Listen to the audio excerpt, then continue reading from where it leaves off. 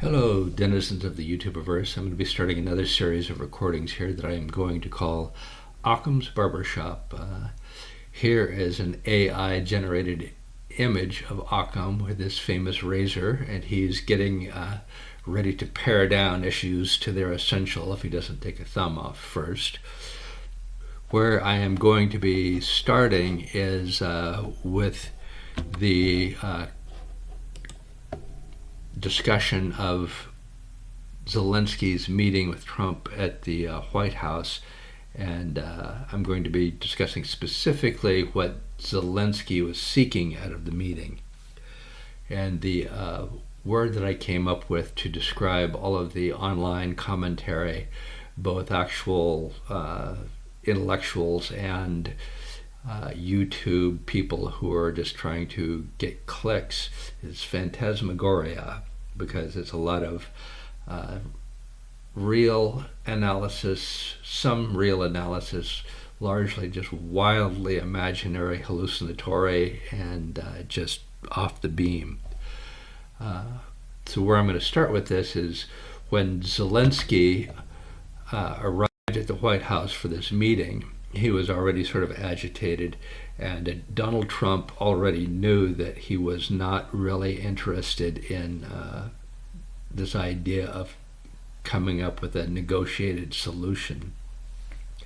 And from the very beginning, you can see that he is a little bit twitchy. He's a little bit anxious to get to what he sees as the real meat and potatoes of this. He doesn't want to talk about this nonsense of coming up with a negotiated settlement. He wants to discuss security guarantees. Security guarantees is a term that doesn't really have a specific meaning. It could be anything from, give everybody in Ukraine Ring cameras to watch what's going on in their front yard, to all-out war with Russia. And what I'm going to do here is Zelensky does make it fairly clear what he means by security guarantees, even though he sort of dissembles and talks around the issue a lot. It does become very, very clear what he wants. So I'm going to play a few clips where he really goes into what he needs from this meeting, and it's not a negotiated settlement. Thank you so much, Mr. President. Thank you for the invitation. And really, I hope that this first document, will be first step to real security guarantees for Ukraine, our people, our children. I really count on it. And of course, we count that America will not stop support. Really, for us, it's very important to support and to continue it. I want to discuss it with details further during our conversation, and of course the infrastructure or security guarantees, because for today I understand what Europe is ready to do, and of course I want to discuss with you what United States will be ready to do, and I really count on your strong position to stop Putin, and you said that enough with the war. I think that is very important, Ben, to say these words to Putin at the very beginning of war, because he is a killer and terrorist. But I hope that together we can stop him. So in the previous clip, Zelensky is starting to explain to Donald Trump what he sees as the purpose of this meeting, and it's not to begin this process of finding a negotiated settlement with Russia over the war with Ukraine. It's to get security guarantees from the United States. That's his sole stated purpose, and the only reason he's here to sign the minerals and rare earths deal is to move forward on getting the security guarantees. And he goes on and on about that. That's why he is here. He also mentions that he knows what Europe is prepared to do. And I'm going to play another clip from an interview that he did the day after this meeting, I believe it was, where he speaks more clearly about what Europe supposedly is going to do and what he expects the United States to do. We want just and lasting peace. It's true. We want security guarantees. We raised this topic about NATO the quickest way, but not all the countries are on this side. I said, okay, if not NATO, nobody is pushing. If not NATO, let's build NATO in Ukraine. That's my position. Europeans are ready to have contingents on our territory, boots on the ground. United States thinks maybe to help, maybe USA backstop, have to be just to guarantee that they are with the Europeans. Look at Europe, it's strong, it became stronger, but they also want to have allies like the United States. So in the previous clip, Zelenskyy is speaking more plainly about what he expects. He said, if Ukraine can't be in NATO, then we can have NATO in the Ukraine, and he has said that European countries have already said that they are willing to put boots on the ground in the Ukraine, and the only thing that's keeping them from doing this is that the United States has declined to backstop this. And basically what they're saying is, we would love to help you, Mr. Zelenskyy, but unless the United States steps up and says they're willing to fight this war, then we just can't do it. And that's why Zelenskyy is frustrated. The Europeans have already said, we'll put troops in there. That can get the NATO involvement started in a war with Russia. But that's not going to happen until we're sure that the United States will back us up in it. Donald Trump is making it clear to him that that's not going to happen. In fact, Donald Trump has told the Ukraine that an attack on NATO troops in the Ukraine would not invoke Article 5 of the NATO Charter. And I'm going to show you what the NATO Charter says and discuss that a little bit more here. Okay, Article 5 of the NATO Charter.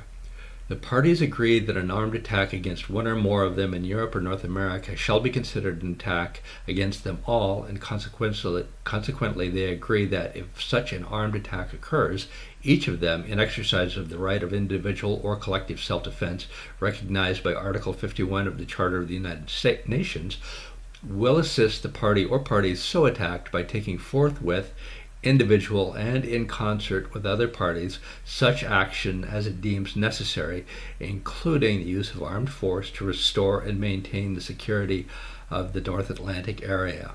Any such armed attack and all measures taken as a result thereof shall immediately be reported to the Security Council. Such measures shall be terminated when the Security Council has taken the measures necessary to restore and maintain international peace and security. So the Article 5 says that it is invoked when one of the member states is attacked. The United States has let Europe know that sending troops into the Ukraine to confront Russia does not constitute an attack on them that would invoke Article 5. And this is really, really upset the Europeans, because they just expect that the United States is going to participate in any military adventure that they come up with. The United States says no, unless Russia attacks one of you first, Article 5 isn't going to be invoked. And even if Article 5 is invoked, it's kind of vague as to what can happen after that. It says that parties shall take actions they deem necessary, including use of armed force to maintain security of the North Atlantic area. So even if Article 5 is invoked, it doesn't mean that the United States is going to do much of anything. It could be, again, all-out war with Russia, or it could just be sending condolence cards to Europe and telling them how badly we feel about the end of their civilization. It doesn't mean that we are going to go to war with them or for them. A lot of people who have commented on this meeting and the situation between the Ukraine and the United States constantly accuse Donald Trump of openly siding with Putin, which is just nonsense. You cannot start a negotiation by condemning one of the people that's going to be a party of that negotiation. Donald Trump explains it pretty well here. Well, if I didn't align myself with both of them, you'd never have a deal. You want me to say really terrible things about Putin and then say, "Hi, Vladimir, how are we doing on the deal?" That doesn't work that way. I'm not aligned with Putin. I'm not aligned with anybody. I'm aligned with the United States of America and for the good of the world.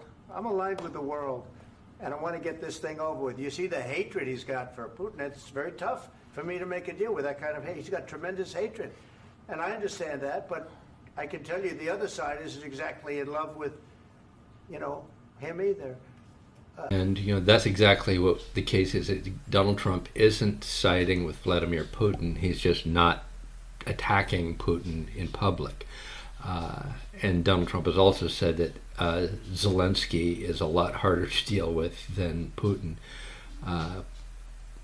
Zelenskyy is openly being a problem, and he is making it clear that he does not want to have any sort of negotiation with Russia over the settlement of the war. And Donald Trump is very plainly saying, look, you're playing with the fire with your attitude. In fact, he says that you're playing with the possibility of World War III here.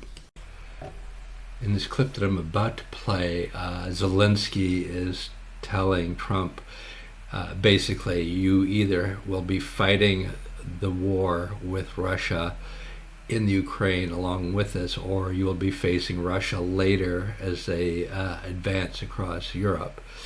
So it's very clear that his goal is to get the United States involved in the war with Russia and to fight the war with Russia. And Trump is kind of becoming short with him here. He's saying, you can't dictate to us, you can't tell us how we're going to feel, how we're going to react to this situation. And Zelenskyy saying, you will be influenced. He's going to influence what the U.S. does. So he's trying to tell Trump that he is in charge of this situation. He is going to dictate how things play out. This really seems to annoy Trump, and he starts to talk louder and louder as Zelenskyy tries to talk over him and insist on what he's going to get out of this situation. And he ends by telling him that he's campaigning for World War III. During the war, everybody has problems. Even you, but you have nice ocean and don't feel now, but you will feel it in the future. God bless. You don't know that. God bless. You don't God know bless. that. You will not have the war. Don't tell us what we're going to feel. We're trying to solve a problem. Don't tell us what we're going to feel. I'm not telling you. Because I'm you're in no answering on position this to question. dictate that. That's Remember exactly what this. you're doing. not You're dictating. in no position to dictate what we're going to feel. You We're will- going to feel very you will good. Feel influence. We're going to feel very I'm good and telling very you, strong. You will feel influence. You're right now not in a very good position. You've allowed From the yourself very- to be in a from very the very bad position, beginning and he of the happens war. to be right about From the it. very beginning of the war. You're not Mr. in a Brown, good position. I You was don't have the saying- cards right now. With us, you start having not cards. playing cards. Right now, you I'm don't. very You're playing serious, cards. Mr. President. You're I'm playing very cards. serious. You're I'm gambling the with the president lives in of war. millions of people. You think- You're gambling with World War What do you- III. what do you You're think about? gambling with What do you World think War about? III. In this final clip that I'm going to play of Zelenskyy's interview the day after the meeting at the White House, he talks about what he expects from Europe, and he's kind of all over the place in this answer. He's trying to be somewhat dissembling, not being straightforward about what he expects. He starts by saying that he expects NATO to build up a military force in the Ukraine to equal the military force the Ukraine has already got there. He has asked Europe for 200,000 NATO troops to be placed in Ukraine. And that's, very obviously he wants enough NATO troops put into the Ukraine so that he can defeat Russia militarily. And then in this clip, he goes on to say he doesn't necessarily think that we'll go to war with Russia. Then we can have diplomacy after we've built up these 200,000 troops. And he jabbers about no NATO country has been attacked yet. It doesn't really make any sense what he's saying. So he's trying to back away from what he is initially asking, which is send in the hundreds of thousands of troops so that we can win this war. And he has already heard from the European NATO countries that's not going to happen if the United States isn't going to carry the weight of it. We can't do this. So unless the U.S. comes in to fight this war, it's not going to happen. We're not going to do this for you. So, and it's very unclear how he expects negotiations to start if he's building up this force of 200,000 troops in the Ukraine. Does he expect Russia to just sit by and allow this buildup to take place? But let's go ahead and listen to what he has to say. This place right now where there is no deal.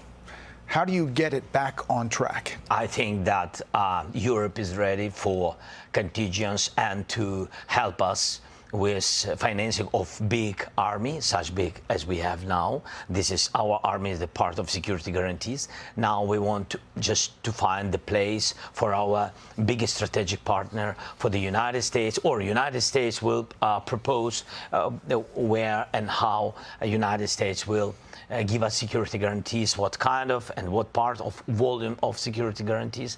And when we will be ready with this, we will come to diplomacy.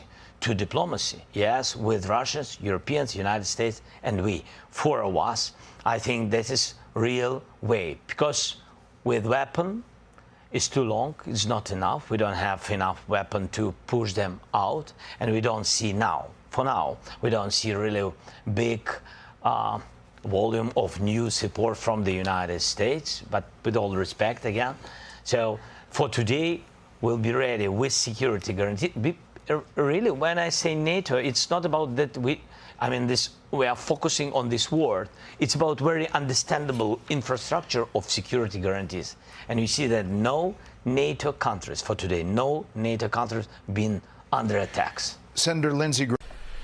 Zelenskyy is trying to float this idea that somehow Russia will sit still while NATO builds up this huge force ready to combat them in the Ukraine, and that once this force is built up, then we can negotiate with Russia, which basically means we would be negotiating the terms of their surrender at that point. It's just amazing that he would think that that could possibly happen, and he knows that this is going to lead to a huge war. Europe knows this, and I really think what we're getting from Europe is they're saying we're going to back you up 100%, Mr. Zelenskyy. We're right behind you, but we're not going to move unless the United States guarantees that they will come in and fight and win this war. And they don't expect that to happen, so they're not saying it, but they're ready to leave Zelenskyy hung out to dry. Zelenskyy, for his part, he really doesn't want negotiations. During the meeting, it was when J.D. Vance was insisting that these negotiations are going to be the way to end this war, that Zelenskyy started getting really worked up, and the exchange started getting really heated. And I'll play a little bit of that. Look, for 4 years in the United States of America, we had a president who stood up at press conferences and talked tough about Vladimir Putin, and then Putin invaded Ukraine and destroyed a significant chunk of the country. The path to peace and the path to prosperity is maybe engaging in diplomacy. We tried the pathway of Joe Biden, of thumping our chest and pretending that the President of the United States' words mattered more than the President of the United States' actions. What makes America a good country is America engaging in diplomacy. That's what President Trump is doing. Can I ask you? Sure. Yeah? Yeah. Okay. So he occupied our parts, big parts of Ukraine, part of East and Crimea. So he occupied it on 2014. So during a lot of years, so I'm not speaking about just Biden, but those time was Obama, then President Obama, then President Trump, then President Biden, now President Trump, and God bless, now President Trump will stop him. But during 2014, nobody stopped him. He just occupied and took. He killed people. You know what the contact line? 2015. 2014. 2014 and 2015. 2014. Yeah. So I was not here. Yeah, but That's exactly right. Yes, but during 2014 till 2022, yeah, the situation the same. The people are been dying on the contact line. Nobody stopped him. You know that we had conversations with him, a lot of conversation, my bilateral conversation, and we signed with him, me, like a new president. In 2019, I signed with him the deal. I signed with him, Macron and Merkel, we signed ceasefire. Ceasefire. All of them told me that he will never go. We signed him with gas contract. Gas contract. Yes, but after that, he broken this ceasefire. He killed our people and he didn't exchange prisoners. We signed the exchange of prisoners, but he didn't do it. It's pretty clear if you watch the entire video, all like 50 minutes of the encounter between Zelenskyy, Trump, Vance, and Rubio, that you see that Zelenskyy came in, he was probably ready to sign the rare earths deal, but his main agenda was to disabuse these fools in the United States of their desire to have a negotiated settlement. He just believed that that was nonsense, and he just wanted to like put that behind him and get the security guarantees, get the guarantee that the United States would step in and fight, and that just was not going to happen, and things just went off the rails really quickly. In his State of the Union speech, Trump read a letter that he got from Zelenskyy where he said he's sorry that things went so badly and he's ready to come and sign the deal now. And that's because when he went back to Europe, the Europeans reiterated that we can't do anything for you if the United States isn't on board. So now he has to come back and try to patch up things with the United States.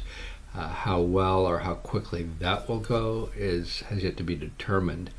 The Europeans are also talking a lot about going forward with the security guarantees, where Macron has been saying he's going to put troops into the Ukraine, and that's probably not going to work out the way they had hoped, because what's going to happen there is that just talking about actually putting troops into the Ukraine is going to cause Russia to escalate drastically their attacks.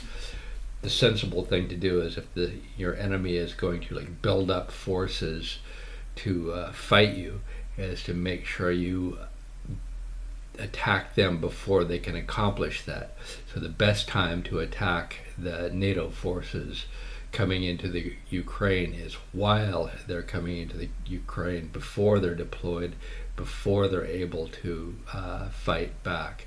So I don't see why the Europeans are thinking that somehow these security guarantees will stop Putin. He's not stupid. He's going to take action to make sure those don't get put into place before they happen. And I think the situation is a lot more volatile right now than it has been. There's a number of players that really should be brought into the discussion. The Baltic states, Latvia, Lithuania, Estonia, Poland especially needs to be in on the conversation. Finland and Sweden would also be on the front lines. So any discussion of what happens next should really involve those countries as well, because they're the ones who are the most at risk and the most ready to go to war now to avoid being invaded later. So we'll just have to see how all of that plays out. And I'm sort of getting tired of seeing all of the policy wankers in both the US and Europe talking about how Trump bullied Zelensky. No such thing happened. Zelensky came in arrogantly thinking that he was going to dictate to the United States how this whole thing went, and he got kicked out. And there's been a lot of comparison of Zelensky to Winston Churchill lately, which is just misplaced completely. He is no statesman in the same cut from the same cloth as a Winston Churchill. In fact, Trump making fun of the way Zelensky was dressed reminded me of an anecdote about Winston Churchill and Charles de Gaulle.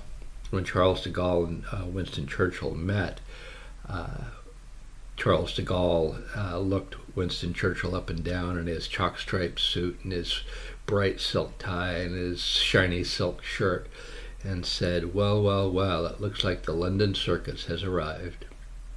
Winston Churchill looked Charles de Gaulle up and down in his plain French uniform and said, "Well, well, well, it looks like the French post office has arrived as well." So the making fun of each other's clothes is actually not something new, and the idea that somehow the way you dress is reflective of your stature is also something that has come up a lot in conversations. It's not a new thing. I liked the Saturday Night Live comment on the way Zelensky was dressed. It's Star Trek casual. So I hope that we see more reasonable discussion of what happened in this meeting and how things are going to have to play out. Because right now what I'm seeing is discussion that would indicate that the war is going to escalate a lot and quickly. And I just hope that does not happen, and that there is still some possibility of finding a less bellicose end to this.